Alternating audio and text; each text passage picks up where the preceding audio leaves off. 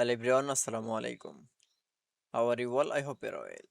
Welcome back to my channel in this new video. Today's video, how to block member in WhatsApp account.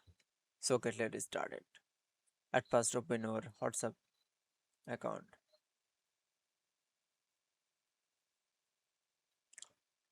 Now you can see open the WhatsApp account.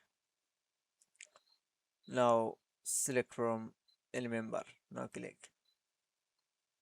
Open the any member. This member is blocked in the WhatsApp account. Now go into the menu option and three dot. Now click and click from block option.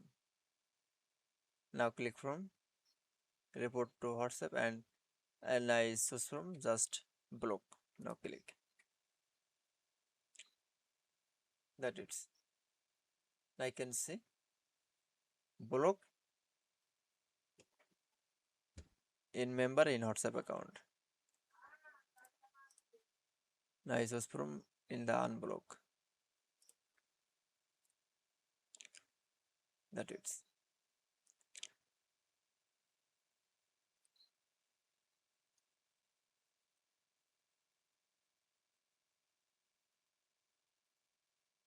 then I show block member in WhatsApp account is very easily.